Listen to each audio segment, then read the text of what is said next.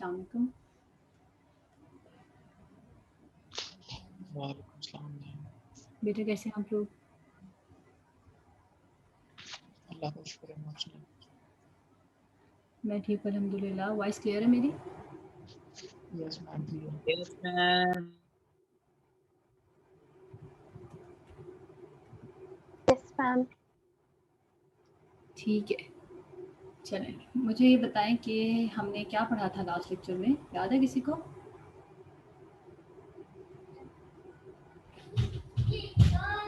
Objects के वाले से पढ़ा था जो सिटिंग में थे, और डिवाइसेस पढ़ी थी जिस पे हम मतलब पोस्चर जो है वो बेस्ट होता है और मसल वर्क मिनिमम होता है। यही था।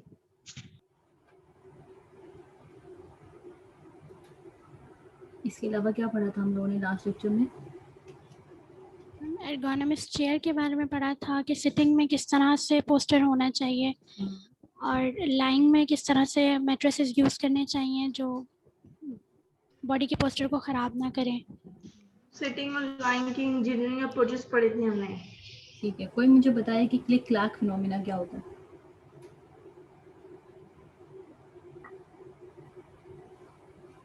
याद है किसी को? पढ़ा था ना क्लिक क्लैक फिनोमिना?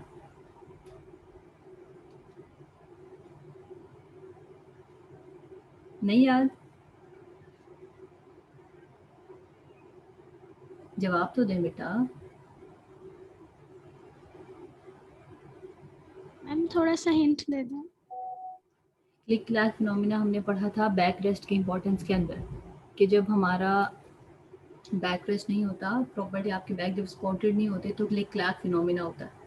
तो क्लिक क्लैक फिनोमिना बेसिकली क्या था, हमने इसमें पढ़ा था कि जब हम बैठते हैं चेयर के ऊपर, ठीक है, जो हम बिल्कुल एच पे जब चेयर के बैठते हैं तो हम फॉरवर्डली बैंड कर लेते हैं खुद को, जिसकी वजह से हमारा जो लंबर वर्टिब्राज हैं उनमें एंटीरियर ट्रांसलेशन आ जाती है। Anterior translation of lumbar vertebrae leads toward anterior pelvic tilt and anterior pelvic tilt की वजह से lumbar lordosis हो जाता है। इसी में हमने पढ़ा था कि जब बैक प्रॉपर्ली सपोर्टेड नहीं होती तो अक्सर आप चेयर पे जब बैक पर बैंड होते हैं, ठीक है, पीछे की तरफ टेक लगाने की कोशिश करते हैं और आपने बैक रेस्ट को नहीं इस्तेमाल किया और आपने प्रॉपर्ली जो आपकी चेयर्स थी वो प्रॉपर जब ना हो तो आहिस्ता आहिस्ता आपके लंबर वर्टिब्रास बैकवर्ड ट्रांसलेट होना शुरू कर जाएंगी which leads towards lumbar kyphosis और फ्लैट बैक। तो ये था क्लिक क्लैक फिनोमिना। अच्छा मुझे ये बताएं कि सेल्फ ब्रेसिंग क्या होती है? What is self bracing of SI joint?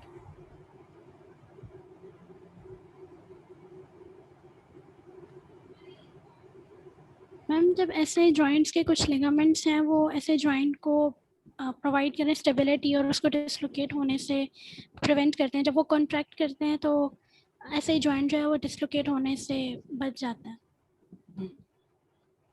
Self bracing यही है कि हमारा जो एसआई जॉइंट है, सैक्रम और इलियम जो हमारी बोन है, ये दोनों फ्लैट सर्फेसिस हैं। फ्लैट सर्फेसिस में चांसेस होते हैं कि हमारा जो शेयर कंपोनेंट है फोर्सेस का वो आ सकता है। तो शेयर फोर्सेस की वजह से चांसेस होते हैं कि शायद डिसलोकेशन हो जाए। तो इस वजह से नेचुरली हमारे जो लिगामेंट्स हैं या जो एसआई जॉइंट के सराउंडिंग में हमारे मसल्स जो हैं ये पावरफुली कॉन्ट्रैक्ट करते हैं। इनकी जो कॉन्ट्रैक्शन है उसकी वजह से हमारे जो कंप्रेसिव फोर्सेस हैं वो आती हैं जॉइंट के ऊपर, और ये जो कंप्रेसिव फोर्सेस आती हैं हमारे जॉइंट के ऊपर, इसकी वजह से हमारा जो फ्रिक्शनल फोर्सेस हैं वो क्रिएट होती हैं हमारे एसआई जॉइंट के अंदर, जिसकी वजह से हम ये कहते हैं कि डिसलोकेशन जो है फिर प्रिवेंट हो जाती है। चूँकि ये हमारे सराउंडिंग मसल्स की वजह से होती है एसआई जॉइंट के, तो इस वजह से हम इसको कहते हैं दैट इज सेल्फ ब्रेसिंग। इसको हमने सिटिंग के कंपोनेंट के अंदर इस तरह से पढ़ा था कि हम जब लेग क्रॉस करके बैठते हैं तो उस केस में हमारा जो एसआई जॉइंट है उसकी सेल्फ ब्रेसिंग हो जाती है, क्योंकि हमारे जो मसल्स हैं बेसिकली उसकी वजह से होती है। लेकिन अगर हमारा इंटरनल ओब्लीक मसल वीक हो और हमारे मसल्स की पावरफुल कॉन्ट्रैक्शन की वजह से कंप्रेसिव फोर्सेस जनरेट होती हैं, तो अगर हमारा मसल जो है वो वीक हो जाता है तो उस केस में हमारा जो क्या कहते हैं जो सेल्फ ब्रेसिंग है एसआई जॉइंट की वो नहीं हो पाएगी। ठीक है, तो ये सेल्फ ब्रेसिंग है। इसके अलावा हमने लास्ट लेक्चर में एर्गोनॉमिक चेयर के बारे में पढ़ा था। आप में से कोई बता सकता है कौन कौन से पार्ट्स होते हैं एर्गोनॉमिक चेयर के? मैम हेड रेस्ट होता है, नेक रेस्ट, और बैक के लिए भी रेस्ट होते हैं, आर्म दोनों आर्म्स के लिए रेस्ट होता है, और फुट रेस्ट होता है, और सीट जो है वो एडजस्ट होती है हाइट के अकॉर्डिंग। जी, हमारा इसी जो तरह एर्गोनॉमिक चेयर है उसमें हमने फाइनल बात की कट थी में वो बेंडिंग होती है चेयर। कि हमारा हेड रेस्ट होता है, बैक रेस्ट होता है, एक हमारा बैक रेस्ट है, हेड रेस्ट है, आर्म रेस्ट है, फुट रेस्ट है। तो सीट जो है वो थोड़ी सी इंक्लाइंड होती है। तो ये सारी चीज़ें हैं जो एक एर्गोनॉमिक चेयर में आती हैं। तो होपफुली लास्ट लेक्चर जो है वो आप लोगों को क्लियर है। आज जो हमारा बेसिक टॉपिक है that is related to ergonomics, कि बेसिकली एर्गोनॉमिक्स क्या है। ये वही चीज़ है जो हमने समहाउ पीछे भी डिस्कस की है। आप में से कोई बता सकता है कि अब तक आप लोगों के नॉलेज में क्या आया है कि बेसिकली एर्गोनॉमिक्स क्या है? क्योंकि हमारा जो सब्जेक्ट है इसका नाम है बायोमैकेनिक्स एंड एर्गोनॉमिक्स। तो बायोमैकेनिक्स के समवट कुछ पोर्शंस हमने कवर कर लिए हैं। अभी एक दो रहते हैं, वो हम एर्गोनॉमिक के बात करेंगे। लेकिन एर्गोनॉमिक्स के पॉइंट ऑफ व्यू से भी हम लास्ट 2 लेक्चर्स को डिस्कस करते थे कि चेयर ऐसी हो, ये ऐसा हो, वो ऐसा हो, पोस्चर ऐसा हो। तो बेसिकली एर्गोनॉमिक्स से आप लोग क्या अंडरस्टैंड करते हैं कि एर्गोनॉमिक्स है क्या? कोई भी बता दें। मैम बेसिकली ऑक्यूपेशन के लिहाज से जो प्रोफेशनल्स होते हैं जो काम करते हैं, डिफरेंट काम हो सकते हैं। ज़रूरी नहीं कि आप टेबल चेयर पे बैठ के काम कर रहे हैं, लेकिन कोई भी जैसे लेबर्स होते हैं वो किस तरह से अपना काम करें ताकि उन्हें फ्रैक्चर के चांसेस कम हो सकें उनके। और बेसिकली जो ऑक्यूपेशन से रिलेटेड हम डिफरेंट असाइन करते हैं पोस्चर्स और जी एग्जैक्टली, एर्गोनॉमिक्स बेसिकली है वर्क प्लेस से रिलेटेड आपकी मॉडिफिकेशंस, कि अपने वर्क प्लेस को या अपना जो वर्क प्लेस का एनवायरनमेंट है उसको सेफेस्ट कैसे बनाया जाए कि हमारे जो प्रॉब्लम्स हैं उनको मिनिमाइज़ किया जा सके। प्रॉब्लम्स किसी भी फॉर्म में हो सकते हैं, मस्कुलोस्केलेटल फॉर्म में हो सकते हैं। प्रॉब्लम्स जो हैं वो हमारे बोनी इश्यूज हो सकते हैं, हमारे पोस्चरल इश्यूज हो सकते हैं, सॉरी, अपर क्रॉस सिंड्रोम डिवेल्प हो सकता है, लोअर क्रॉस सिंड्रोम डिवेल्प हो सकता है। तो ये मल्टीपल चीज़ें हैं जिनकी वजह से एब्सेंटीज बढ़ सकती हैं। जैसे देखिए, अगर पेन है आपको, ठीक है, वो पेन सीवियर है, तो आप लीव ले लेंगे या आप अपना काम उतनी एफिशिएंटली नहीं कर पाएंगे। आपकी जो प्रोडक्टिविटी है वो उस तरह की नहीं होगी।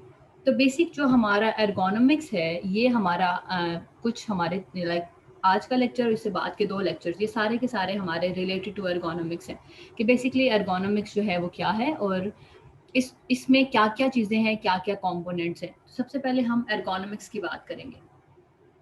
Ergonomics is the science of designing a person's environment so that it facilitate the highest level of function. ऐसा environment हो कि आपका जो function है वो अपने मैक्सिमम आप अपना मैक्सिमम इनपुट दे सकें।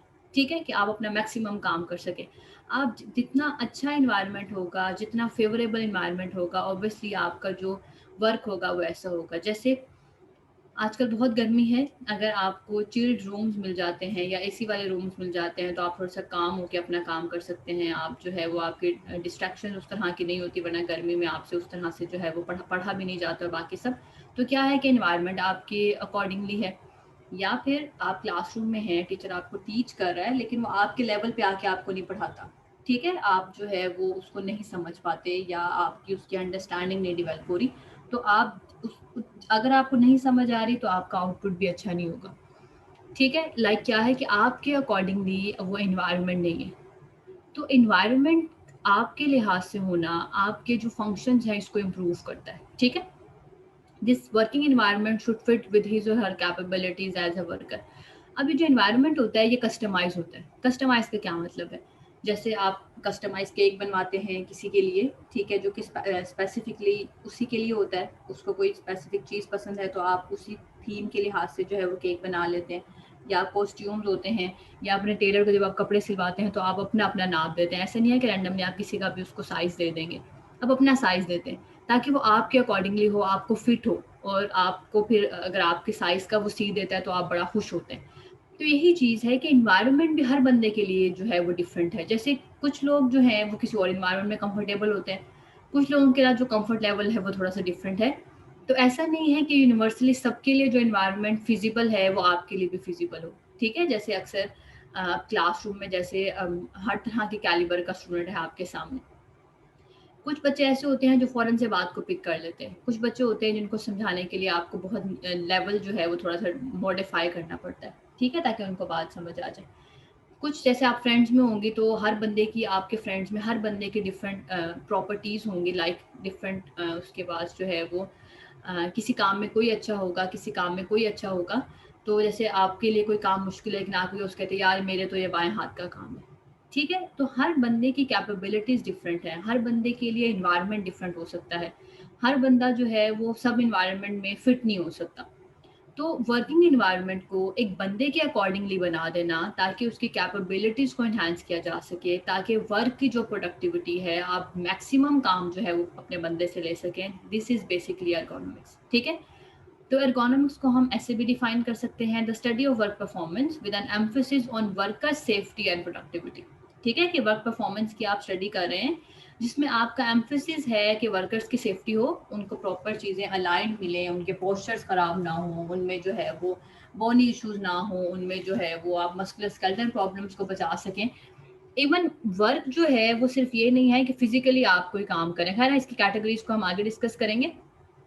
एर्गोनॉमिक्स जो है ये एक कस्टमाइज्ड चीज़ है जो इंडिविजुअल टू इंडिविजुअल बेस करती है, जिसमें आपने मल्टीपल चीज़ें, जैसे अब एक ऑफिस है उसमें मैं सेम हाइट की और सेम चेयर्स जो है वो रख दूँ, ठीक है, और वहाँ पे जो वर्कर्स होंगे ऑब्वियसली वो सारे सेम हाइट के नहीं होंगे, ठीक है, किसी की हाइट छोटी हो सकती है तो उसके अकॉर्डिंगली मे बी वो टेबल और जो डेस्क हो या जो अब उसकी चेयर हो वो आपस में एडजस्ट ना होती हो, ठीक है, तो मुझे उसके अकॉर्डिंगली फिर उसको नीचे से नॉब से उसको फिट करना पड़ेगा। तो ये हर बंदे के अकॉर्डिंगली कस्टमाइज होना चाहिए ताकि वर्कर की अपनी सेफ्टी और आप उसकी प्रोडक्टिविटी को एनहांस कर सकें। होपफुली एर्गोनॉमिक्स की समझ आ गई है सबको। Yes ma'am. ठीक है, next one is occupational therapy, it's different from ergonomics. Occupational therapy basically क्या है, आप लोगों ने अक्सर अगर कभी आप लोगों का किसी रिहैब सेंटर में कभी चक्कर लगा हो, जैसे लाहौर में फिरोजपुर रोड पे है PSRD, या फिर हमारे जो डिफेंस है वहाँ पे राइजिंग सन है या कंपस है, या अगर पिंडी में है जैसे FIRM है, या फिर डिफरेंट एरियाज में हमारे रिहैब सेंटर्स हैं, या हमारे जो गवर्नमेंट हॉस्पिटल्स हैं वहाँ पे जैसे चिल्ड्रन हॉस्पिटल है यहाँ पे, तो वहाँ पे भी OT जो है ऑक्यूपेशनल थेरेपी बहुत होती है क्या ऑक्यूपेशनल थेरेपी?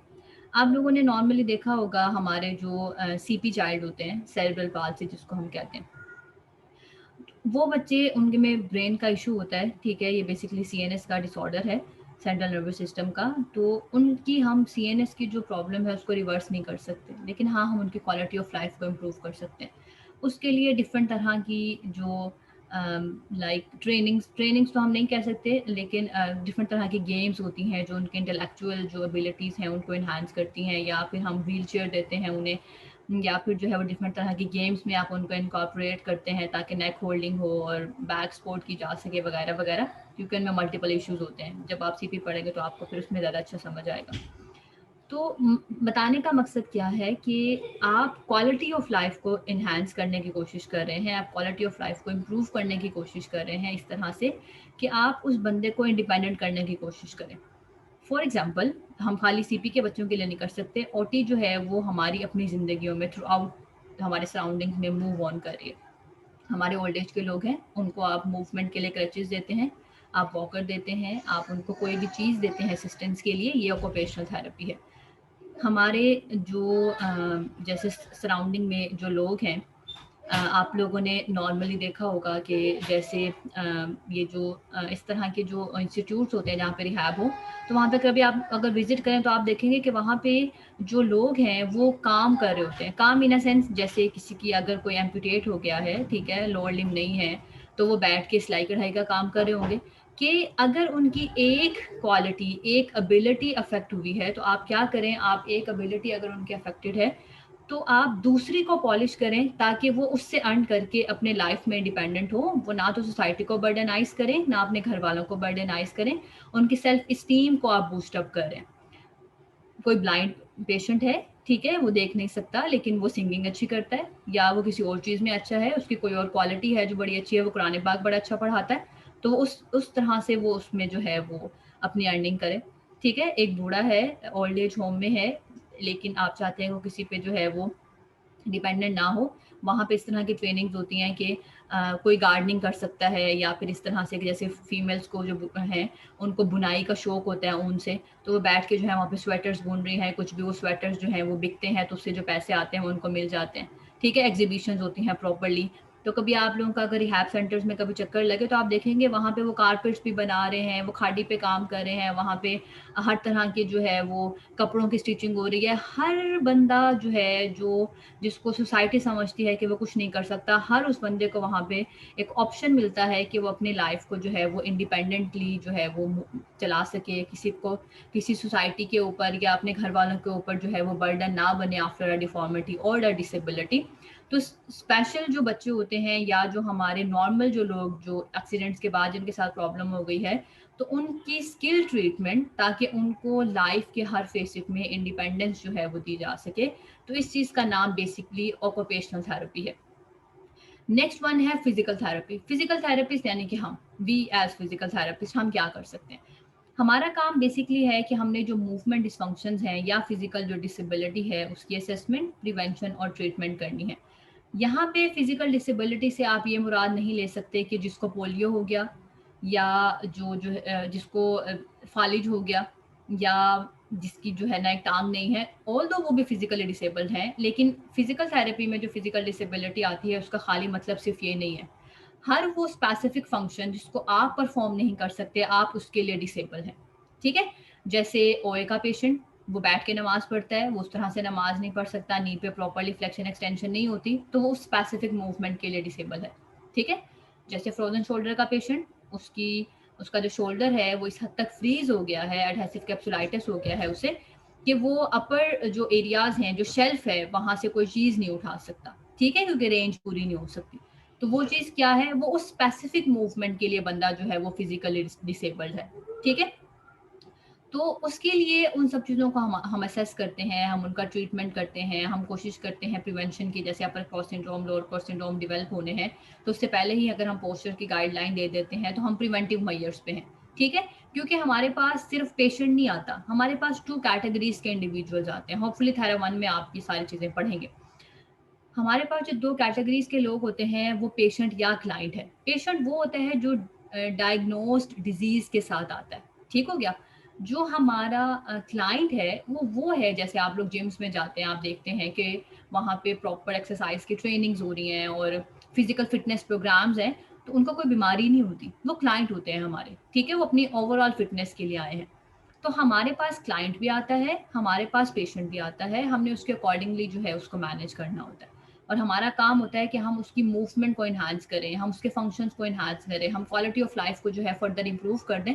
तो ये 3 चीज़ें हैं जो आज के लेक्चर में हमने डिस्कस करनी है: ergonomics, occupational therapy and physical therapy. ठीक है? यहाँ तक कोई प्रॉब्लम है किसी को? No ma'am. No ma'am. No ma'am. ठीक है। अब हम देखते हैं कि कंसेप्चुअल फ्रेमवर्क जो है इसके पीछे क्या चीज़ है। थेरेपिस्ट में और एर्गोनॉमिक्स में रिलेशनशिप्स हैं। ठीक है? थेरेपिस्ट है, एर्गोनॉमिस्ट है, ऑक्यूपेशनल थेरेपिस्ट है। देखिए हमारे पास जब कोई पेशेंट आता है ना रिहैबिलिटेशन के लिए, ऐसा भी हो सकता है उसको स्पीच का प्रॉब्लम हो, हमें उसको स्पीच थेरेपिस्ट के पास भी भेजना पड़ता है। पेशेंट को हमें ऑक्यूपेशनल थेरेपिस्ट के पास भी भेजना पड़ता है। जैसे लेग लेंथ के डिस्क्रिपेंसीज हों, हम कहते हैं शू इस तरह का बनवा लें या शू इंसर्ट लिखवाएं। वो शू इंसर्ट हमने नहीं बनाना, वो ऑक्यूपेशनल थेरेपिस्ट ने उसको बना के देना है। ठीक है? हमारे पास पेशेंट आता है, उसको चलने फिरने में प्रॉब्लम है, हम उसको कहते हैं कि आप वॉकर ले लें। वो वॉकर हमने नहीं उसको देना, हमने सिर्फ उसको गाइड करना है। उसको वो वॉकर उसकी हाइट के अकॉर्डिंगली हर तरह से एक ऑक्यूपेशनल थेरेपिस्ट जो है वो देगा। ठीक है? तो ये सारी चीज़ें जो है ये मिलके चलती हैं रिहैब के पॉइंट ऑफ व्यू से। तो बेसिकली ये जो रिलेशनशिप है थेरेपिस्ट में और एर्गोनॉमिक्स में, इसमें 3 एरियाज ऑफ प्रैक्टिस हैं। हमने वर्क प्लेस का एनालिसिस करना है। हम बंदे का पोस्चर मॉडिफाई कर रहे हैं, पेशेंट आ रहा है, लेकिन फिर वो दोबारा जाके उसी चेयर पे बैठ जाता है। वो फिर आपके पास आएगा दोबारा से, आप फिर उसको ट्रीट करेंगे, लेकिन आप उसका कॉज नहीं रिमूव करें। कॉज क्या है? उसका वर्क प्लेस उसका कॉज है कि वो जब उस चीज़ के ऊपर बैठता है, या बैठना नहीं है, इंडस्ट्रीज में काम कर रहा है, ठीक है, या हमारा जैसे हमने टेनिस एल्बो में बात की थी कि टेनिस प्लेयर है, वो अगर अपना साइज जो है रैकेट का वो ज़्यादा हैवी ले लेता है या वो ऑफ सेंटर शूट्स खेलता है, तो उसकी वजह से जो टेनिस एल्बो डेवलप हो सकता है। तो हम उसको ट्रीट करें, वो फिर जाके वही काम कर रहा है, हम फिर उसको ट्रीट करें, वो फिर जाके वही काम कर रहा है, तो चीज़ दोबारा से रिवर्स हो जाएगी, आपके करने का कोई फ़ायदा नहीं होगा। ठीक है? तो बेसिकली हमने वर्क प्लेस का एनालिसिस करना होता है कि वर्क प्लेस किस तरह का है, वो सूटेबल है उसके पॉइंट ऑफ व्यू से या नहीं है। इन्वायरमेंट जिसमें वो काम करता है, वहाँ के जो प्रोडक्ट्स हैं उनके क्या डिज़ाइन है, उनको रीडिज़ाइन करने की ज़रूरत है नहीं है। और थर्ड वन है रिसर्च। रिसर्च क्या? ईबीपी आप लोग पढ़ेंगे, एविडेंस बेस्ड प्रैक्टिस। उस टाइम का लेटेस्ट जो रिसर्च है वो क्या कहती है कि अब क्या होना चाहिए। जैसे स्टोन एज से लेके अब तक में चेयर में मल्टीपल वेरिएशन आ गई हैं, ठीक है। अब की जो एर्गोनॉमिक चेयर है उसमें क्या क्या कुछ होना चाहिए हमने पढ़ लिया, ये लेटेस्ट रिसर्च चीज़ है। तो उस टाइम हम ये नहीं कह सकते कि यार पहले ये इस्तेमाल होती तो हम उसी पे स्टक रहें। जो अब का लेटेस्ट रिसर्च है हमने उसको लेके चलना है कि अब की लेटेस्ट रिसर्च हमें क्या कहती है, ठीक है। तो अब का जो एविडेंस होता है वो आपको आर्टिकल से, पब्लिश रिसर्चेस से आपको मिल जाता है। इसी वजह से रिसर्च की बड़ी इंपॉर्टेंस है कि आप करें और उसको पब्लिश कराएं ताकि लोगों के लिए जो है वो बेनिफिशियल हो। तो रिसर्च बेस्ड जो चीज़ है वो काम में आती है। अब जैसे पहले फ्रैक्चर की हीलिंग में ये था कि अल्ट्रासाउंड के बड़े अच्छे रिजल्ट्स हैं, अल्ट्रासाउंड हीलिंग को प्रमोट करता है, हमने पीछे पढ़ा है ये चीज़। अब जो लेटेस्ट रिसर्चेस हैं वो कहती हैं कि अल्ट्रासाउंड से भी बेहतर है लेज़र, कि आप लेज़र थेरेपी करें पेशेंट की। लेकिन उसमें भी वही कॉन्ट्रा इंडिकेशंस हैं कि अंदर मेटल का इम्प्लांट ना हो, ठीक है। लेकिन जो लेज़र है उसके सबसे अच्छे रिजल्ट्स हैं। तो अब जो लेटेस्ट रिसर्च होती है उसके अकॉर्डिंगली आपने जो है वो इसको करना होता है। अब कंसेप्चुअल फ्रेमवर्क में कुछ प्रिंसिपल्स हैं कि जब आपने प्रिंसिपल्स जो थेरेपी करनी है या इकोनॉमिक्स है तो उसके क्या प्रिंसिपल्स हैं कि हम किन को ये अप्लाई कर सकते हैं। परमानेंट डिसेबिलिटी के जो लोग हैं, ठीक है, उनकी थेरेपी हो सकती है, उनकी एर्गोनॉमिक्स जो है उसमें हमने मॉडिफिकेशंस करनी होती हैं। वो लोग जिनको टेम्परेरी इंजरीज हैं, जैसे वर्क रिलेटेड अपर क्रॉस सिंड्रोम डेवलप हो गया, लोअर क्रॉस सिंड्रोम डेवलप हो गया, टेनिस एल्बो डेवलप होगी, मीडियल जो गोल्फर एल्बो है, ठीक है, मीडियल एपिकॉन्डिलाइटिस है वो डेवलप हो गया है, डिकेवेरिएंट टिनोसाइनोवाइटिस हो गया है। जो भी work related muscular skeletal disorders हैं, ठीक है, स्पॉट इंजरीज हैं, एसीएल की इंजरी हो गई है फुटबॉल खेलते हुए, तो वर्क रिलेटेड इंजरीज जो कि टेम्परेरी इंजरीज हैं उनको डील करना। या वो क्लाइंट जैसे हमने अभी बात की कि वो लोग जिनको कोई डिसेबिलिटी नहीं है, तो इस तरह के लोगों को जो है हम नॉर्मली डील करते हैं। अब ये जो सारा चीज़ है ये किस तरह से इम्प्लीमेंट होती है कि क्या एर्गोनॉमिक प्रोग्राम है और एर्गोनॉमिक जो टीम्स हैं वो क्या करती हैं। जैसे अगर हम अपने एग्जांपल, आप लोगों का जो सबसे सीनियर मोस्ट बैच है, बैच 1 ऑफ टीपीटी यूएमटी में, उनकी जब रिसर्चेज हुई, लाइक स्टूडेंट्स को डिवाइड किया गया मल्टीपल लोगों में जिन्होंने उनकी रिसर्च को सुपरवाइज किया, तो उसमें से 2 ग्रुप्स थे मेरे पास। उनमें से एक ग्रुप में हमने जो रिसर्च की वो ये थी कि यहाँ का यूएमटी का जो एचआर डिपार्टमेंट है, हमने उनके पोस्चर्स को एनालाइज करना था, एनालिसिस करना था कि उनकी जो वर्क प्लेस है वो किस तरह का है और उसकी वजह से उनको बैक एक या जो गर्दन में दर्द है या हेडेक जो है वो इस तरह की चीज़ें तो नहीं होती। तो हमने एक क्वेश्चनर लिया जिसमें मल्टीपल चीज़ें थी कि आपके कितने आवर्स की सीटिंग है और उसमें आप मूव ऑन करते हैं नहीं करते, और आपको बैक एक कितना है, वो आपकी एक्टिविटी ऑफ लाइफ को कैसे अफेक्ट करता है। मल्टीपल क्वेश्चन थे उस क्वेश्चनर में। तो ये स्क्रीनिंग है, ठीक है, कि हम वहाँ गए, फाइव स्टूडेंट्स थे मेरे पास और उनका ग्रुप जो है वो वहाँ गया क्वेश्चनर्स को फिल कराने। और मेजॉरिटी जो एचआर में थे वो 9 to 10 आवर्स के लिए जो है उनकी सिटिंग जो थी वो डेली बेसिस पे थी, और पीसी यूज़ भी था डेली बेसिस पे ऑब्वियसली। कुछ ऐसे थे जो जिनका एक्सटेंशन भी साथ थे और पूरा दिन जो है वो फ़ोन कॉल पे रहना वगैरह वगैरह। तो खैर हमने उनकी स्क्रीनिंग की। उनकी जो वर्क प्लेस थी उसका एर्गोनॉमिक एनालिसिस हुआ कि प्रॉपर चेयर डेस्क है नहीं है, और हाइट उनकी प्रॉपर है नहीं है, कीबोर्ड और माउस वगैरह हर चीज़ उनकी रेंज में है नहीं है। फिर हमने कंट्रोल मेजर्स जो है वो अप्लाई करना शुरू किए, ठीक है, कि वर्क स्टेशन का डिज़ाइन कैसा होना चाहिए और किस तरह से आपने इसको प्लेस करना है। जैसे जिनके एक्सटेंशन जो बहुत ज़्यादा इस्तेमाल करते थे तो हमने उन्हें कहा कि आप इसके साथ जो है वो प्लग इन कर लें हैंड्स फ्री, बार बार इसको अपने शोल्डर में क्रैडल ना किया करें, उसकी वजह से जो है वो नेक पेन और होती हैं और बाकी सब चीज़ें। लाइक हमने उन्हें प्रॉपर पोस्चर अवेयरनेस दी, हमने उन्हें बताया कि आपने किस किस तरह से जो है क्या क्या एंगल्स होने चाहिए, जो भी हमने पीछे एर्गोनॉमिक चेयर के लिहाज से पढ़ा है, सिटिंग में पढ़ा है कि मॉनिटर की ये हाइट हो, आप इसके नीचे कुछ प्लेस कर लें वगैरह वगैरह। तो हमने उन सब चीज़ों को इम्प्लीमेंट किया, ठीक है। इम्प्लीमेंटेशन के बाद फिर वेरिफिकेशन होती है कुछ अरसे के बाद, ठीक है, चूंकि वो हमारे रिसर्च का काम था तो वो बस हमने क्वेश्चनर्स फिल कराया, उसको एनालिसिस किया कि कितने लोगों में ये है, उसके बाद हमने उनको एर्गोनॉमिक के पॉइंट ऑफ व्यू से गाइडलाइंस दे दी। हमने उसको ऑब्वियसली वो रिसर्च वहीं पे ख़त्म हो गई तो हमने उसको दोबारा से नहीं किया। लेकिन जो हमारा मेन काम है, जो एर्गोनॉमिक्स टीम है वो क्या करती है, इम्प्लीमेंट करती हैं और उसके बाद उसको वेरीफाई करती हैं। फिर दोबारा से स्क्रीनिंग होती है कि नंबर ऑफ जो लोग थे, नंबर ऑफ पीपल्स जो थे जो कि अफेक्ट हो रहे थे इस चीज़ से, क्या वो मिनिमाइज हुए, ठीक है। तो इस तरह से एर्गोनॉमिक टीम जो है वो हर जगह पे, हर जगह का जो इन्वायरमेंट है उसकी प्रॉपर स्क्रीनिंग होती है, एर्गोनॉमिक एनालिसिस होता है, कंट्रोल मेजर्स डेवलप की जाती हैं, वर्क सेशन के डिजाइन को मॉडिफाई किया जाता है, इम्प्लीमेंटेशन होती है और उसकी वेरिफिकेशन होती है। क्लाई एक सर्कल है जो कंटिन्यू रहता है, जो बार बार आपने वहां पे असेसमेंट करनी होती है कि क्या आपकी इम्प्लीमेंटेशन जो आपने की है उससे कोई फायदा भी हो रहा है या नहीं हो रहा।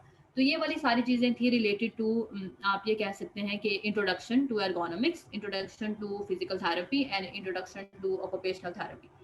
अब आगे बात ये है कि हिस्टोरिकल बैकग्राउंड जो है इनके पीछे क्या है। ऐसा नहीं है कि एकदम से ये चीजें जो है वो आ गई, ठीक है, कहीं ना कहीं से निकली, कहीं ना कहीं से इनको मॉडिफाई किया गया।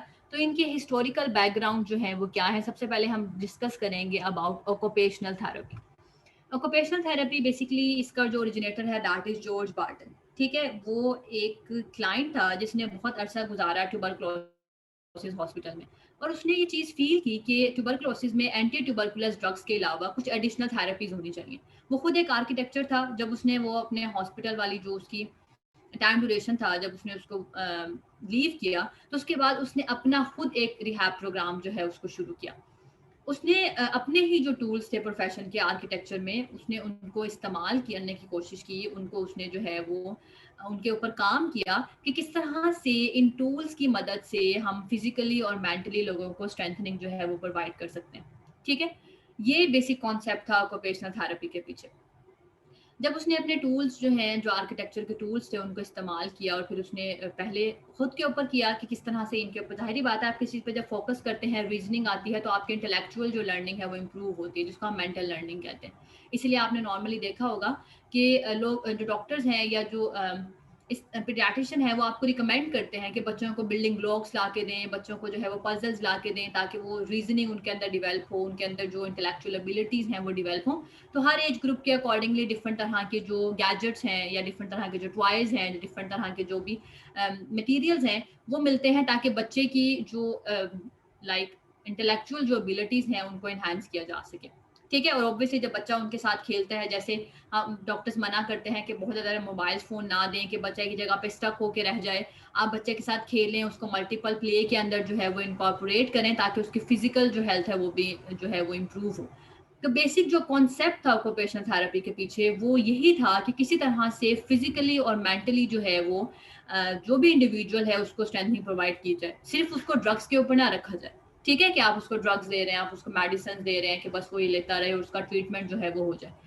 तो उसने फिर खुद अपना एक कंसोलेशन हाउस खोला ताकि वो ये सर्विसेज जो है वो लोगों को प्रोवाइड कर सके। पहले उसने खुद पे एक्सपेरिमेंट्स किए, फिर उसने अपना जो है वो रिहैब सेंटर खोल लिया ताकि वो ये सर्विसेज जो है वो प्रोवाइड करे। तो उसका बेसिक काम क्या था, वो चाहता था कि वो लोग जिनमें इलनेस है या जिनके अंदर इंजरी हो गई है, उनकी उस वीकनेस को कम किया जा सके। जाहिर बात है जब वो मूव करेंगे, वो कोई एक्टिविटी परफॉर्म करेंगे, तो ऑब्वियसली उनकी जो स्ट्रेंथ है वो रीगेन होगी, ठीक है, ताकि उनकी अपनी स्ट्रेंथ, जब वो खुद मूव ऑन करेंगे उनको किसी के सहारे की जरूरत नहीं पड़ेगी, वो व्हील चेयर के साथ मूव ऑन कर रहे हैं या वो वॉकर के साथ मूव ऑन कर रहे हैं या वो क्रच के साथ मूव ऑन कर रहे हैं या वो मल्टीपल गेम्स में इनकॉर्पोरेट कर रहे हैं खुद को। ये हम आगे, मैं आपको वीडियो दिखाऊंगी तो आपको आइडिया होगा कि क्या क्या चीज़ें हैं जो ऑक्यूपेशनल थेरेपी के अंदर आ जाती हैं।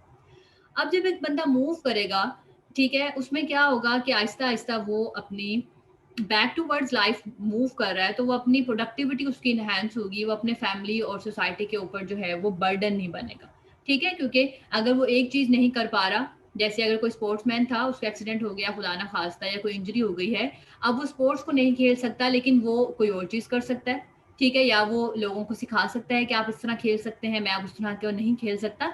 तो लाइक आप ये ना समझें कि एक बंदा जो है वो वेस्ट हो गया अगर वो जो काम जिसमें वो एक्सेल करता था वो नहीं कर सकता।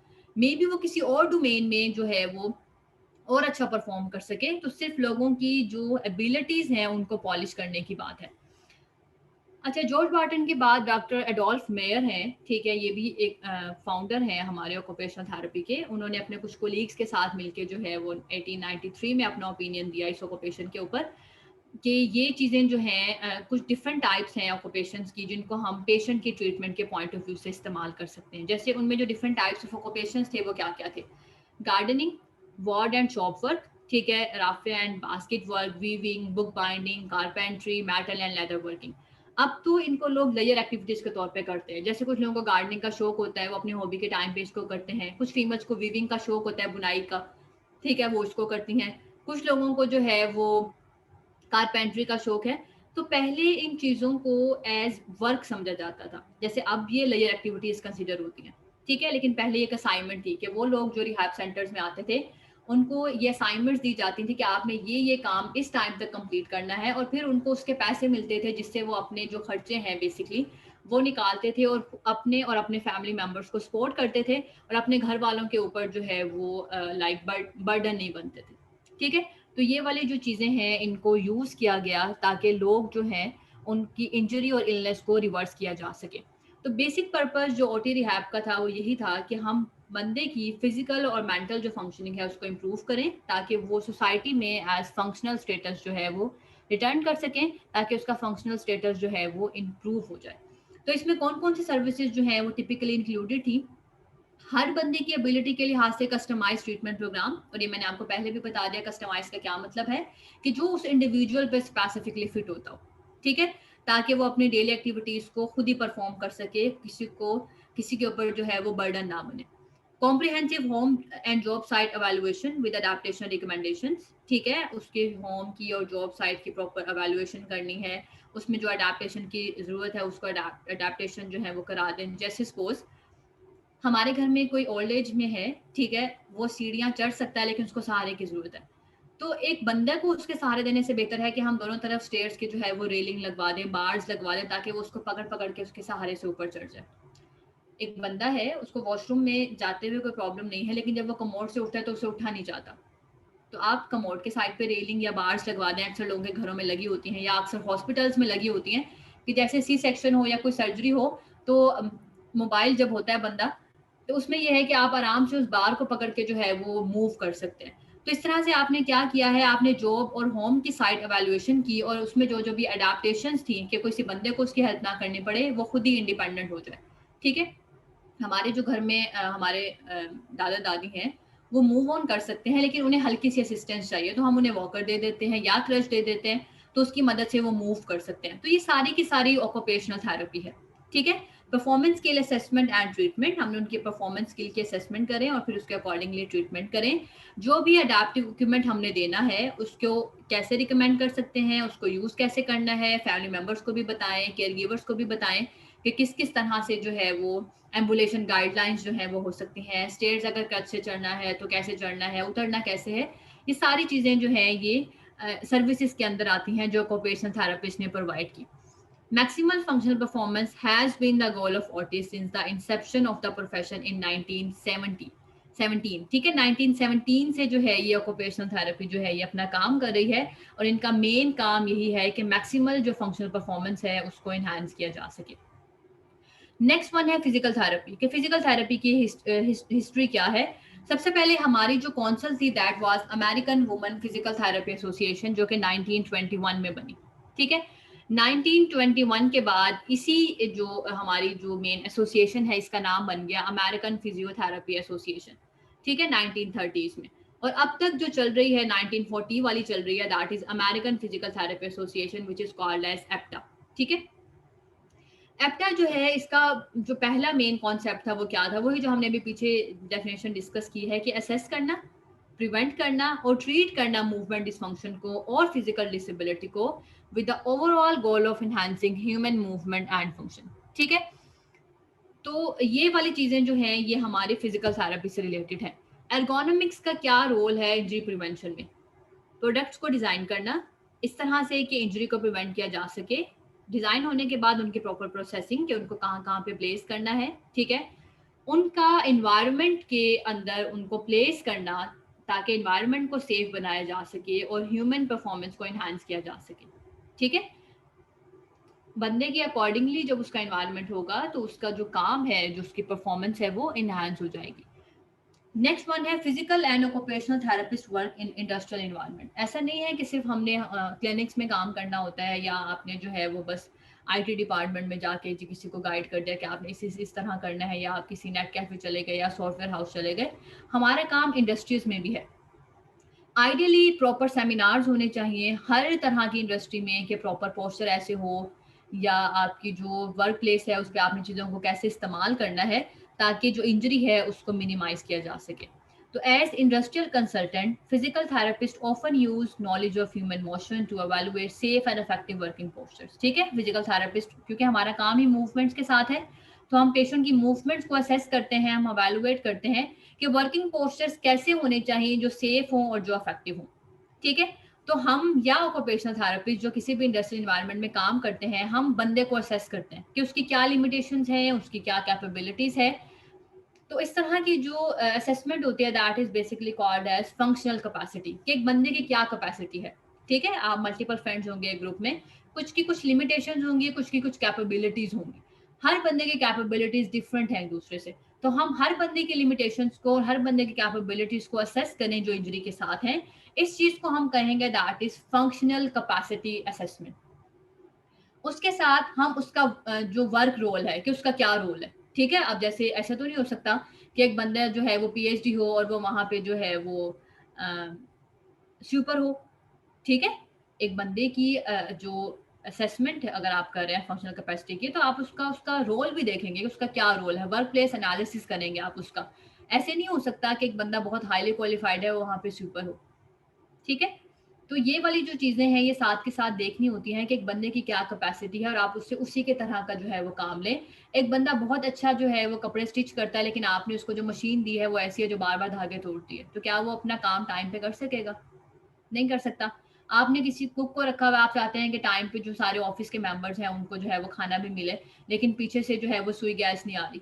ठीक है, या आ रही है तो बहुत कम आ रही है, या आपका जो बर्तन है वो ठीक नहीं है जिसमें खाना पक सके। ठीक है, या आपके मसाले जो है वो हाइजीनिक नहीं है। तो वर्क प्लेस एनालिसिस जो है वो फंक्शनल कैपेसिटी के साथ साथ चलता है। क्या पहले बंदे का फंक्शनल कैपेसिटी भी देखें और ये देखें कि क्या उसका एनवायरनमेंट जो है वो उसके साथ कंफर्टेबल है, इन्वायरमेंट जो है वो उसको सपोर्ट कर रहा है या नहीं कर रहा। ठीक है, और फिर उसके अकॉर्डिंगली आप जो ट्रीटमेंट है इंडिविजुअल्स का, क्योंकि हम इंजरी वाले पेशेंट्स की बात करें, तो आप जो ट्रीटमेंट है उसके अकॉर्डिंगली जो है उसका डिजाइन करते हैं। अब जैसे आप यहाँ पे देखें कि पेशेंट जो है वो काम कर रहा है, लेकिन ये इंक्लाइंड सरफेस है और यहाँ पे इंक्लाइनेशन नहीं है। आप देखेंगे कि सी शेप बन रही है सर्वाइकल स्पाइन और पूरी हमारी स्पाइन, और सर्वाइकल स्पाइन जो है इसमें फ्लेक्शन है। तो ऑब्वियसली बंदे का पोस्चर ठीक नहीं है, तो आहिस्ता आहिस्ता उसको प्रॉब्लम आएगी बैक की भी, और उसको जो है वो नेक में भी पेन रहेगा। तो आइडियली उसका जो सरफेस है जिसपे उसने काम करना है दैट शुड बी इंक्लाइंड, ताकि वो प्रॉपरली अपना जो काम है उसको परफॉर्म कर सके। तो हर जगह पे जरूरत है। ठीक है, तो हमारा जो इंडस्ट्री में असेसमेंट या ट्रीटमेंट है वो मेनली टारगेट करता है बैक केयर को। ठीक है, कि हम पेशेंट की जो बैक है उसकी केयर हो, प्रॉपर पोस्चर की गाइडलाइंस हो, स्ट्रेंथ ट्रेनिंग साथ साथ जो है वो उसके कंटिन्यू रहे, और वर्क हार्डनिंग। ऑब्वियसली जब बंदा फिट होगा तो फिर वो वर्क हार्ड करेगा। ठीक है, आप उसको मोटिवेट करेंगे, मोटिवेशनल स्पीचेस हो, आप उसको प्रॉपरली असेस करें। तो जब उसकी बैक केयर होगी, उसकी स्ट्रेंथ ट्रेनिंग होगी, उसका वर्क प्लेस उसके अकॉर्डिंगली होगा, उसका एनवायरनमेंट सेफ होगा, तो वो वर्क हार्ड करेगा। ठीक है, तो मेन काम जो है वो सारा इसी के साथ है। तो वो कंपनीज जिनके पास ऑक्यूपेशनल और फिजिकल थेरेपिस्ट भी हैं उनके एर्गोनॉमिक टीम में, उनके पास ज़्यादा चांसेस हैं ऑफ अर्लियर रिटर्निंग जो हमारे एम्प्लॉयज़ हैं उनके, कि वो वर्क पे जल्दी आए। अगर उनको कोई प्रॉब्लम हो भी गई है खुदा ना खास्ता, तो फिजिकल थेरेपिस्ट उनको गाइड करे, वर्क प्लेस का एनालिसिस हो, उनकी प्रॉपर स्ट्रेचिंग हो, स्ट्रेंथनिंग हो, तो वो जल्दी आ जाएंगे काम पे वापस। ठीक है, matching worker capabilities with work demand. ठीक है, वर्क डिमांड जो है आपका, आप उसके अकॉर्डिंगली हर बंदे की जो कैपेबिलिटी है उसको फिट करें उसमें, एंड प्रिवेंटिंग इंजरीज। तो इस तरह से आपकी जो इंजरीज हैं वो भी प्रिवेंट हो जाएंगी। Each of these benefits can translate into increase revenues for a company. Obviously अगर एब्सेंटीज कम है, आपके पेशेंट या एम्प्लॉयज जो है वो ज़्यादा बीमार नहीं हो रहे, उनकी इंजरी प्रिवेंशन आप कर रहे हैं, तो ऑब्वियसली अगर वो अपना काम अच्छा करेंगे, ठीक है, और प्रोडक्टिविटी जब उनकी इन्हांस होगी, तो ऑटोमेटिकली आपकी कंपनीज को बेनिफिट होंगे, आपके जो रेवेन्यूज हैं वो अच्छे आएंगे, आपके रिव्यूज भी अच्छे आएंगे, आपकी अर्निंग जो है उसमें इंक्रीज होगा। तो ये हर इंडस्ट्री वालों को चाहिए कि वो ऑक्यूपेशनल थेरेपिस्ट और फिजिकल थेरेपिस्ट जो है अपनी एर्गोनॉमिक टीम के अंदर जो है उसको इनकॉर्पोरेट करें। जो ऑक्यूपेशनल हेल्थ फिजिकल थेरेपी है ये साथ साथ चलती हैं। ठीक है, अमेरिकन फिजिकल थेरेपी एसोसिएशन ने कुछ गाइडलाइंस दी थी जो कि ऑक्यूपेशनल हेल्थ फिजिकल थेरेपी थी, कि ऑक्यूपेशनल थेरेपी और फिजिकल थेरेपी जो है वो दोनों मिलकर काम करती हैं, और दोनों का फोकस क्या है कि वर्क कंडीशनिंग पे और वर्क हार्डनिंग प्रोग्राम्स पे। Although physical therapists participate in the team approach to solve ergonomic issues, their focus appears to be on worker with an injury and preventive education. ठीक है, although हम participate करते हैं ergonomic issues में कि उनको solve किया जा सके, लेकिन हमारा फोकस ये भी है कि वर्कर जो इंजरी के साथ है उसको कैसे डील करना है, उसकी इंजरी को फर्दर कैसे प्रिवेंट करना है। प्रिवेंटिव एजुकेशन जो है ये हमारा मेन गोल है।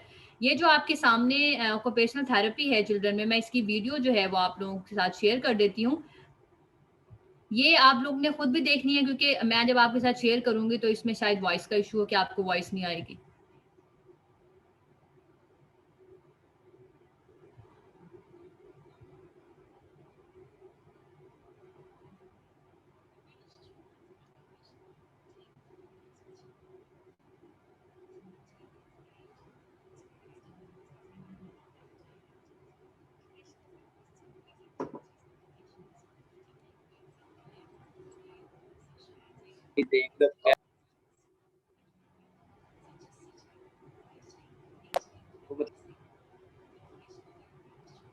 बेसिकली ऑक्यूपेशनल थेरेपी जो है वो आपको डेली एक्टिविटीज़ में हेल्प आउट करती है ताकि अपने डेली एक्टिविटीज़ की जो चीज़ें हैं उनको आप कर सकें। तो ये भी ऑक्यूपेशनल थेरेपी है।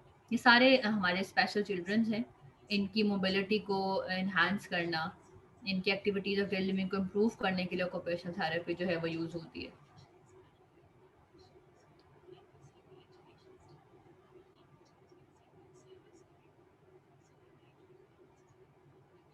इनकी सोशलाइजेशन को इम्प्रूव करना, इनकी जो ग्रुप में वर्क है उसको इम्प्रूव करना, इनकी ग्रिपिंग को इम्प्रूव करना, इनकी ग्रॉस मोटर स्किल्स को, फाइन मोटर स्किल्स को इन्हांस करना, ये सारी चीज़ें जो है ऑक्यूपेशनल थेरेपी में आती हैं। बच्चे जो होते हैं ये डायरेक्टली किसी भी जो एक्सरसाइज प्रोग्राम है उस पर इनकॉर्पोरेट नहीं होते, हमेशा हमें प्ले के फॉर्म में जो है वो इसको इनकॉर्पोरेट करना पड़ता है ताकि बच्चे जो हैं वो अपने इन्वायरमेंट से सीखें और उस तरह से गेम के थ्रू इनकी जो है वो जो मूवमेंट्स हैं वो कंटिन्यू रहें और इस तरह से उनकी जो स्ट्रेंथ ट्रेनिंग प्रोग्राम्स हैं वो हो सकें।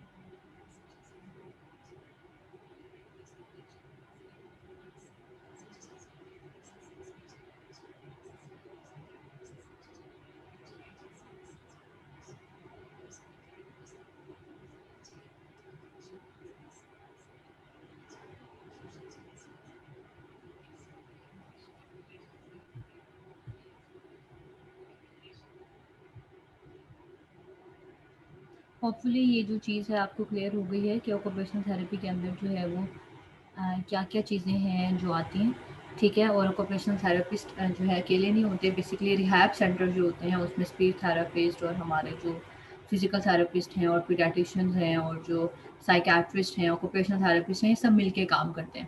हम जो रिहैब है उसमें मल्टीपल डिसिप्लिन हैं जिन्होंने सबने मिलके जो है उसको काम करना होता है, ठीक है।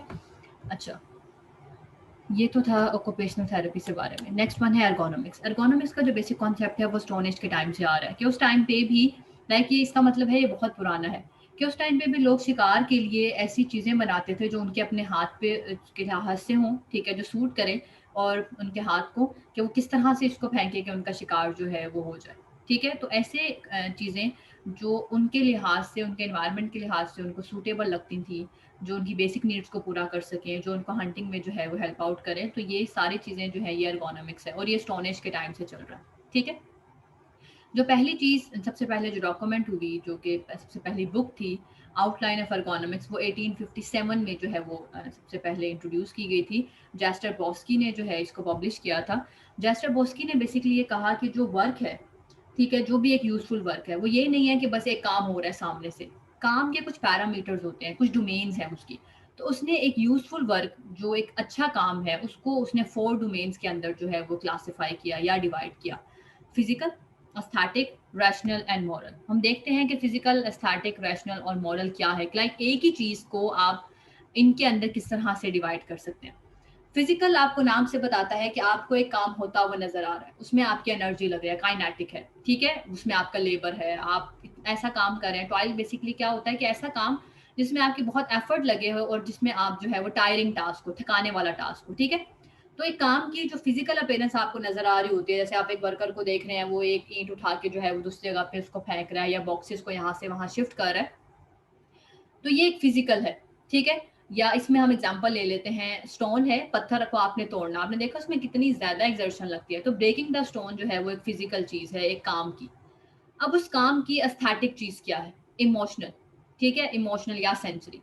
जैसे कोई काम जिसको आप इंटरटेनमेंट के तौर पे कर रहे हो या टाइम को पास करने के लिए कर रहे हो, ठीक है, जैसे अगर आप उन्हीं स्टोन्स के साथ खेल रहे हैं, तो वो एक एस्थेटिक चीज है काम की। ठीक है, वो काम जो पास टाइम के लिए इस्तेमाल होता है या एंटरटेनमेंट के पॉइंट ऑफ व्यू से इस्तेमाल हो। नेक्स्ट वन है rational. Rational means intellectual, your thinking. ठीक है, कि आप रीजनिंग करें। अब आपके सामने स्टोन है, अगर आप उसके बारे में ये सोच रहे हैं, यार ये किस चीज़ से बना है, अच्छा इससे क्या क्या बन सकता है, इसके अंदर क्या क्या प्रॉपर्टीज हैं, ये किस किस काम के लिए इस्तेमाल हो सकता है, तो इन्वेस्टिगेशन अगर आप कर रहे हैं स्टोन के बारे में, तो ये उसके बारे में आप रैशनल होके सोच रहे हैं। ठीक है, ये भी एक काम है। मॉरल क्या है? ये सबसे ज्यादा निगलेक्टेड है। हम किसी भी काम की मॉरल वैल्यूज को नहीं देखते। स्पिरिचुअल, जो कि शायद हर रिलीजन के लिए डिफरेंट है, कि आप उस काम को कितना डिवोटेड और डेडिकेशन के साथ करते हैं। ठीक है, जैसे आप लोगों के लिए एग्जाम पास करना सिर्फ इस हद तक नहीं होना चाहिए कि सीजीपीए जो है वो अच्छा हो। आपको ये सोचना चाहिए कि मैं अच्छा पढ़ूंगा तो शायद मैं कल को इंसानियत की अच्छी खिदमत करूंगा। ठीक है, मुझे अच्छी चीज़ें आएंगी तो मैं अच्छा ट्रीटमेंट दूंगा। ऐसा नहीं है कि बस मैंने थोड़ा बहुत पढ़ लिया और मैं चीटिंग से भी काम चला लिया तो बस मेरा सीजीपीए अच्छा हो, मैं पास हो जाऊँ। ठीक है, तो ये एक इसमें समझें कि अगर आप ये चीज़ इस तरह करते हैं कि सिर्फ पास होने के लिए कर रहे हैं, तो आपका मॉरल वैल्यूज नहीं है उस चीज़ के अंदर, आपकी डिवोशन या डेडिकेशन नहीं है उस पॉइंट ऑफ व्यू से। ठीक है, तो अगर हम इसमें काम को देखें स्टोन के लिहाज से, तो अगर आप स्टोन को रोड से हटा देते हैं और आपको लगता है कि जो है वो गन है उसकी वजह से, तो अनटाइडीनेस हो रही है, तो इस वजह से आप उसको रिमूव करें। या अगर हम अपने पॉइंट ऑफ व्यू से देखें इस्लामिक, तो आपने स्टोन को इसलिए हटा दिया रास्ते से कि कोई गिर ना जाए, जैसे ये सदका जारिया भी है। तो ये डिफरेंट पर्सपेक्टिव है काम के। तो उसने किसी भी यूजफुल काम के, उसने कहा कि यूजफुल जो वर्क है उसकी डिवीजन है फिजिकल, एस्थेटिक, रैशनल और मॉरल। आप जब किसी बंदे के ऊपर काम कर रहे हैं कि उसका वर्क इम्प्रूव हो, तो आपको उसके चारों पैरामीटर्स के ऊपर काम करना चाहिए, सिर्फ फिजिकल के ऊपर नहीं कि ये काम होता हुआ नजर आए। ठीक है, उसमें एस्थेटिक सेंस क्या है, उसमें जैसे सीपी का चाइल्ड है, वो रीजनिंग या इंटेलेक्चुअल थिंकिंग पे नहीं है। ठीक है, तो आप उसकी बाकी चीज़ों के ऊपर काम कर सकते हैं, आप उसकी मॉरल वैल्यूज के ऊपर काम कर सकते हैं, आप एस्थेटिक पे कर सकते हैं, आप फिजिकल पे कर सकते हैं। तो काम की सिर्फ ये चीज़ नहीं है कि जो काम होता हुआ नजर आए वो काम है, काम की ये डोमेन्स है। ठीक है, इसके अलावा उसने फर्दर एरियाज ऑफ स्टडी जो है उनको भी आइडेंटिफाई किया, like the animals with which we share work categories. ठीक है, एनिमल्स जिनके साथ हमारी वर्क कैटेगरीज शेयर होती हैं, जैसे एक किसान है, वो अपने खेतों में अगर हल चलाएगा तो ऑब्वियसली उसको मदद है किसी जानवर की। जो चरावा होते हैं, जो चराते हैं अपने जानवरों को, ठीक है, या वो लोग जो केयर टेकिंग करते हैं जानवरों की, तो वो वर्क कैटेगरी शेयर होती है उनके जानवरों के साथ। तो उन्होंने उसके ऊपर भी लिखा। उन्होंने उन लोगों के बारे में लिखा कि जिन्होंने अपने लाइफ के स्पेसिफिक जो पार्ट थे वो सिर्फ जो टाइप ऑफ वर्क है उनके ऊपर गुजार दिए। मैनर ऑफ वर्क क्या होगा, हम किस तरह से जो वर्क है उससे बेनिफिट ड्रा कर सकते हैं, बंदे जो वो काम कर रहा है उसका उसमें बेनिफिट ड्रा करें, और जो सोसाइटी है उसके लिए उसमें से बेनिफिट जो है हम उसको ड्रा करें। जैसे किसान है, वो खेतों में कुछ भी करते हैं तो उनका अपना भी बेनिफिट है उसमें। ठीक है, उनकी रोजी चलेगी, बाकी सारा कुछ दूसरा वो पूरे दुनिया में जो है या पूरे पाकिस्तान में भेज रहे हैं अनाज दाना वगैरह, तो सबका बेनिफिट है, सोसाइटी का कॉमन बेनिफिट है। तो बेनिफिट ड्रा करना वर्क से इंडिविजुअल के लिए भी और कॉमन गुड ऑफ सोसाइटी के लिए, ठीक है। उसके जो व्यूज थे वो डिफरेंट थे जो हमारे ओटी के जो फाउंडर्स हैं। हमने ये पीछे पढ़ा था कि हमारे जो जॉर्ज बार्टन थे उन्होंने इंजर्ड और इल लोगों के बारे में बताया था, जबकि जो जैस्टर बॉस्की है वो ये कहता है कि जो भी एबल बॉडीड है, यानी कि हर वो बंदा जिसमें काम करने की सलाहियत है, हम उनके जो काम है उसको इम्प्रूव करने फर्दर, ताकि ह्यूमन मैनकाइंड को इम्प्रूव किया जा सके, ठीक है। हमने सिर्फ इंजर्ड लोगों पे काम नहीं करना है। एर्गोनॉमिक्स में, एर्गोनॉमिक्स प्रिवेंटिव के फॉर्म में भी आता है। एर्गोनॉमिक्स जो है ये ह्यूमन मैनकाइंड की जो परफॉर्मेंस है उसको एनहांस करने के लिए है।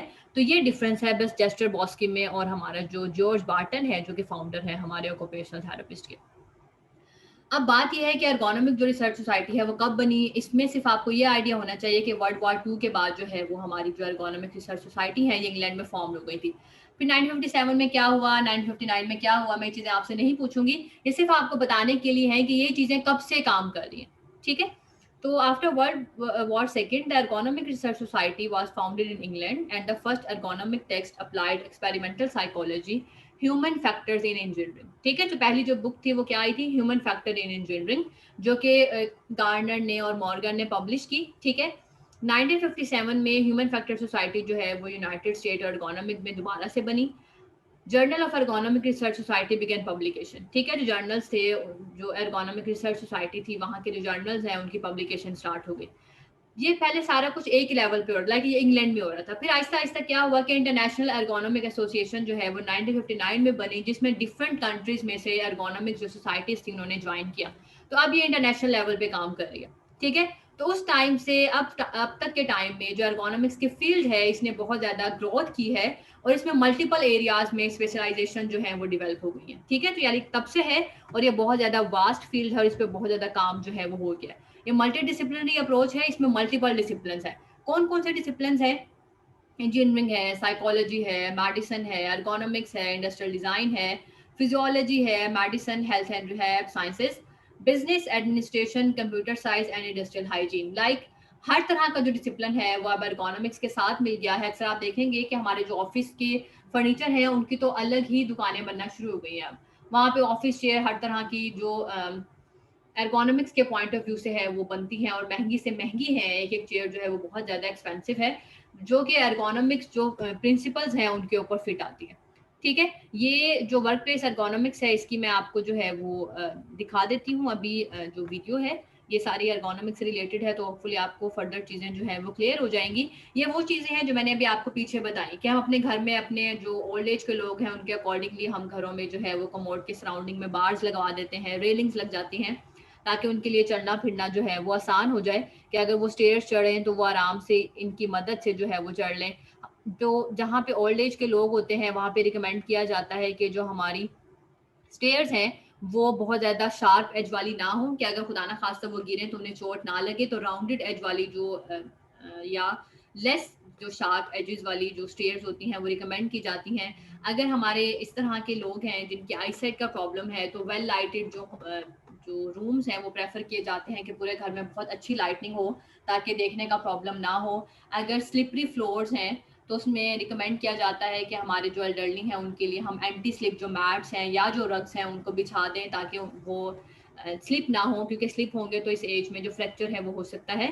तो मल्टीपल अडेप्टेशन जो है वो हम अपने सराउंडिंग के जो हमारे लोग हैं उनके अकॉर्डिंगली जो है हम कर लेते हैं। स्किल एक्टिविटीज़ में ऑक्यूपेशनल थेरेपी कैसे आती है, इस एज में आप मल्टीपल तरह की गेम्स को इनकॉर्पोरेट कर सकते हैं ताकि मेंटल हेल्थ जो है वो मेंटेन रहे, इंटेलेक्चुअल एबिलिटीज़ जो है वो आए।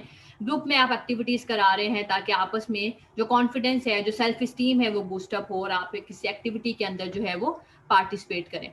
ये PSRD हॉस्पिटल है जो कि फिरोजपुर रोड में है लाहौर में। इसमें भी डिफरेंट तरह के जो OT डिपार्टमेंट्स हैं वो बने हुए हैं। इसमें साइकोलॉजिस्ट भी है, साइकाट्रिस्ट भी है, पीडियाट्रिशियन भी है, फिजिकल थेरेपिस्ट भी है।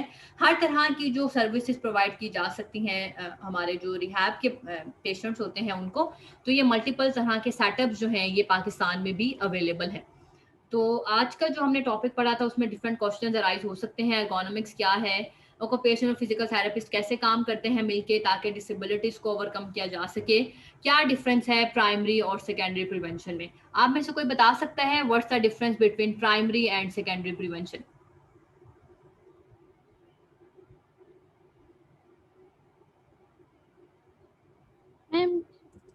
मे बी प्राइमरी प्रिवेंशन उसे कहते हैं कि जो अगर फॉर एग्जांपल कोई इंजरी है, अभी हुई नहीं है लेकिन उससे पहले ही ऐसे प्रिकॉशनरी मेजर्स किए जाएं ताकि वो इंजरी हो ही ना, और सेकंड इंजरी अगर हो गई है तो उसके बाद उसको ट्रीट किया जाए और उसको मज़ीद बढ़ने से बचाया जा सके या उसको मज़ीद अच्छी ट्रीटमेंट की तरफ लेके आया जा सके, तो वो सेकेंडरी प्रिवेंशन में।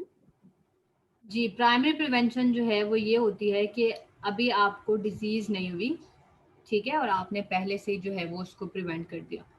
सेकेंडरी प्रिवेंशन ये होती है कि आपको डिजीज़ हो गई, आप चाहते हैं कि ये आगे और ज़्यादा वर्स्ट स्टेज पे ना जाए, ये जहाँ पे है आप इसको वहीं पे रोक लें। तो इस तरह की जो प्रिवेंशन होती हैं कि आप अर्ली ट्रीटमेंट देते हैं और सारा कुछ गाइड करते हैं वगैरह वगैरह, तो उस चीज़ को हम कहते हैं that is basically our secondary prevention, ठीक है। अच्छा, ये आप हम देख लेते हैं एर्गोनॉमिक्स। इस ज़्यादा अच्छा ये तब समझ आता है जब आप साथ साथ इसकी वॉइस भी सुनते हैं, लेकिन इस तरह से वॉइस शायद आप लोगों के साथ शेयर नहीं होती।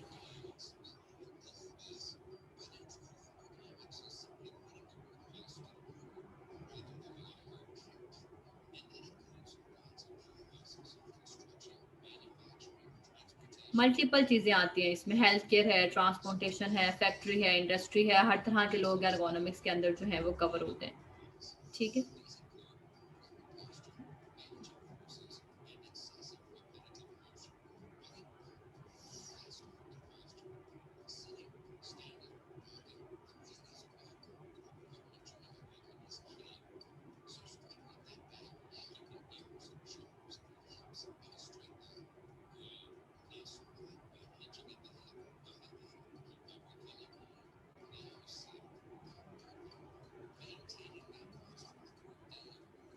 इस लिंक के थ्रू आपने इसको ज़रूर सुनना है, क्योंकि इसकी जो वॉइस है उसमें से उसी में सारा कुछ है कि कैसे आपको चीज़ें जो हैं वो क्लियर होती हैं। अगर पोस्चर्स गुड होते हैं तो फोर्सेस जो है वो इवन होती हैं, ठीक है, वरना वो ज़्यादा हो जाती हैं।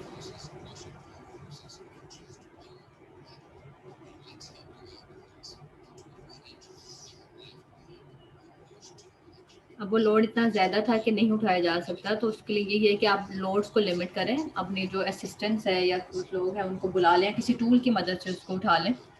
और अगर आप बहुत देर के लिए खड़े रहते हैं एक ही पोजीशन में, तो आप जो है वो बैठ जाएं। जैसे वो मूव की हमने बात की थी कि थोड़ी थोड़ी देर बाद आपने जो है वो मूव करना है और अपने पोस्चर के बारे में सोचना है। और रेपिटेटिव जो मूवमेंट्स होती हैं, एक टास्क को अगर आप बार बार करते हैं तो उसकी वजह से प्रॉब्लम आ सकती है, ठीक है। जैसे स्विंगिंग का हैमर है तो कार्पेटल सिंड्रोम हो सकता है, जॉइंट प्रॉब्लम हो सकती है, सर्कुलेशन आपकी अफेक्ट हो सकती है, पुअर हो सकती है। तो इनको अवॉइड किया जा सकता है अगर आप जो है वो अपने इन्वायरमेंट को इस तरह से कर लें जो आपके पोस्चर को सपोर्ट करता हो। और या दूसरा ये कि अपने आप को आप स्ट्रेच करते रहें थ्रू आउट द डे।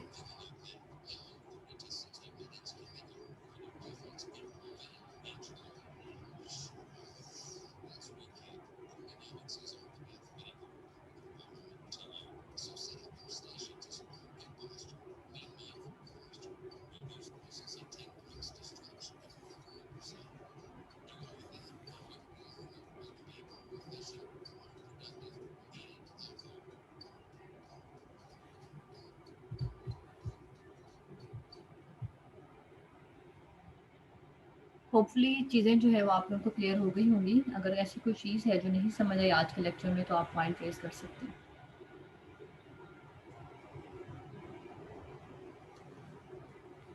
सबको क्लियर हो गई है? Yes ma'am. कोई क्वेश्चन नहीं है किसी का?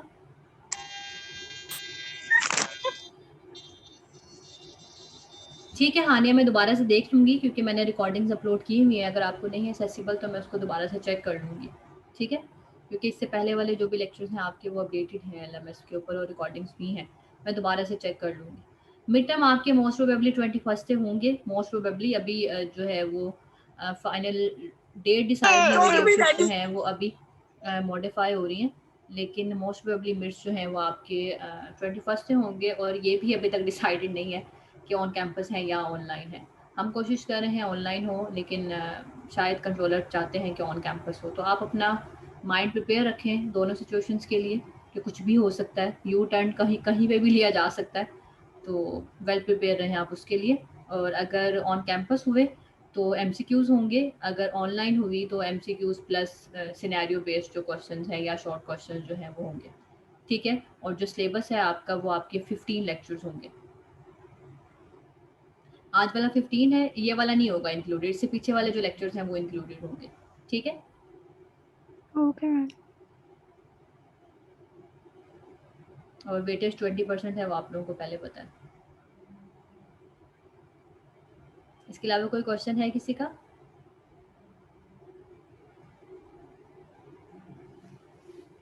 क्लियर है सबको? Yes ma'am. Yes ma'am. चलिए ठीक है मैम बेटा। ये मैं मिड टर्म का एक बार दोबारा रिपीट कर दें, मेरा डिस्कनेक्ट हो गया। मिड टर्म जो है मोस्ट प्रोबेबली 21 जुलाई से जो है वो आप लोग जून से स्टार्ट हो रहे हैं। और मिड टर्म में अभी ये डिसाइड नहीं हुआ कि ऑन कैंपस है या ऑनलाइन है। अगर ये ऑन कैंपस होंगे तो सिर्फ आपके एमसीक्यूज होंगे, अगर ये ऑनलाइन हुआ तो MCQ plus scenario based questions या शॉर्ट क्वेश्चंस होंगे आपके, और 20% वेटेज है। और इससे पहले वाला जितने भी लेक्चर्स हैं वो सारे इंक्लूडेड हैं आपके मिड्स के लिए, ठीक है। Okay ma'am. इसके अलावा है कोई क्वेश्चन? No ma'am. चलें ठीक है बेटा, ओके, अल्लाह हाफिज। अल्लाह हाफिज मैम। हाफिज मैम। अल्लाह हाफिज। नहीं बेटा 30 लेक्चर्स नहीं है बायोमैकेनिक्स के, 21 लेक्चर्स हैं, इसके बाद आपके सिर्फ 5 लेक्चर्स रह गए, 6, ठीक है। ओके, अल्लाह हाफिज।